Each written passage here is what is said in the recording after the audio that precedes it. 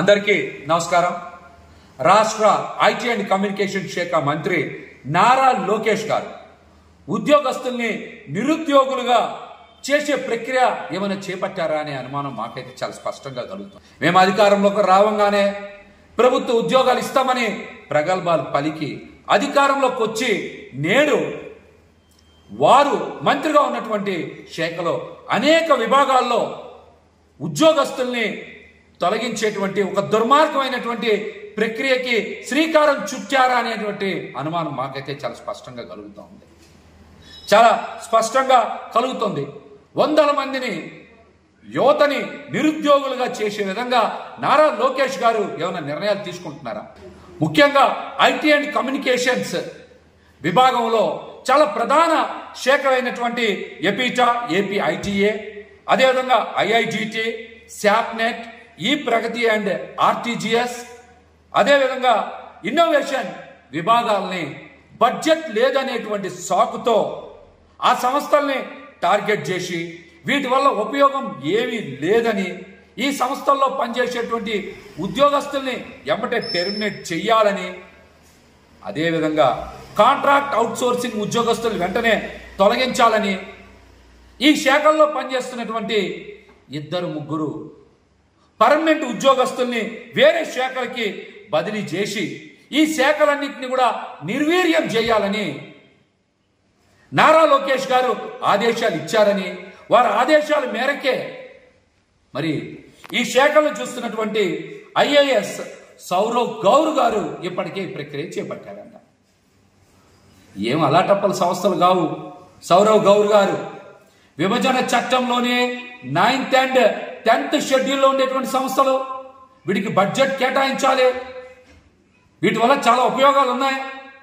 AP ITA కానీ, ఐఐజిటి కానీ, శాప్నెట్ కానీ, ఈ ప్రగతి అండ్ ఆర్టీఎస్ కానీ, ఇన్నోవేషన్ విభాగాలను కానీ ఇవన్నీ జగన్మోహన్ రెడ్డి గారు చాలా అద్భుతంగా కొనసాగించారు. బడ్జెట్ కేటాయించారు.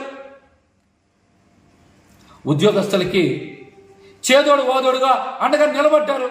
మీకు ఏమి ఇబ్బంది వచ్చింది? ఈ రోజున అధికారంలోకి వచ్చి 100 days ప్రోగ్రాంలో మేము అన్ని అద్భుతాలు చేస్తామని చెప్పి 100 days ప్రోగ్రాంలో ఈ సంస్థల్ని మూసివేసేటువంటి ప్రక్రియ చేపట్టారా?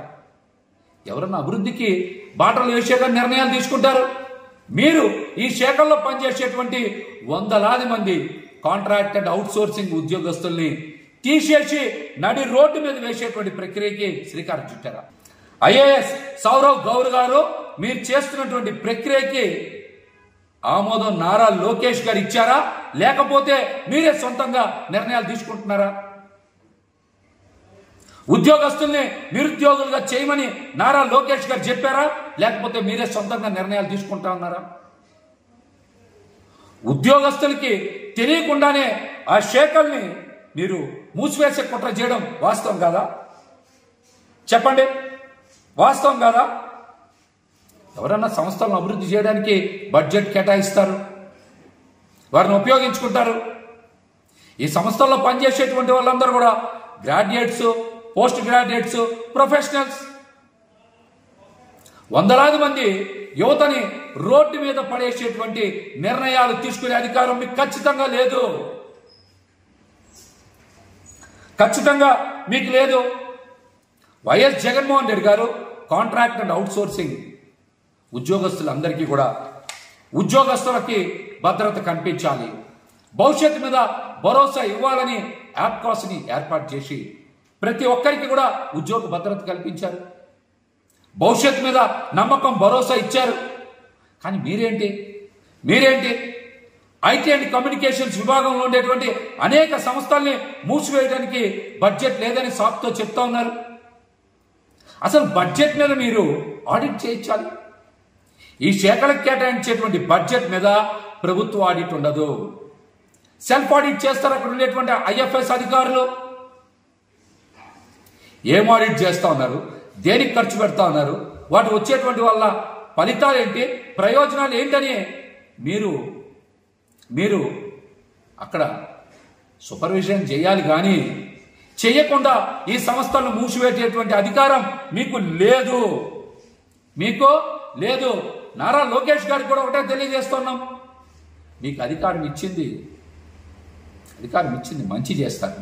ఇలాగా యువతని ముంచి రోడ్డు మీద పడేసేటువంటి నిర్ణయాలు తీసుకుంటారని కాదని కూడా ఈ సందర్భంగా తెలియజేస్తున్నాం. మరొక ముఖ్యమైన విషయం, కాంట్రాక్ట్ అండ్ అవుట్సోర్సింగ్ విధానాన్ని ప్రవేశపెట్టిందే చంద్రబాబు నాయుడు గారు.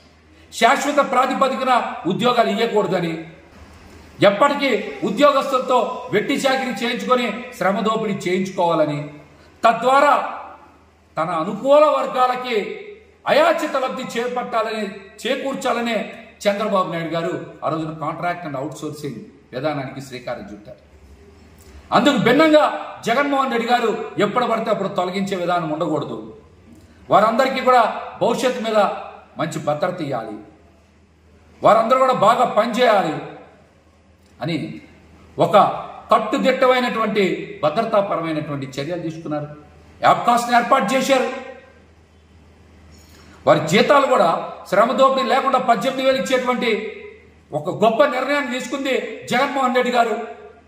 కానీ చంద్రబాబు నాయుడు గారు ఈ కాంట్రాక్ట్ అండ్ అవుట్సోర్సింగ్ విధానాన్ని పెట్టి వారి అనుకూల వర్గానికి అయాచిత లబ్ధి చేకూర్చే విధానమేమో చంద్రబాబు గారు, మరి ఆ కాంట్రాక్ట్ అవుట్సోర్సింగ్ విధానంలో పనిచేసేటువంటి యువతకి భద్రతా భరోసా కల్పించేలాగా జగన్మోహన్ రెడ్డి గారు నిర్ణయాలు తీసుకున్నారు.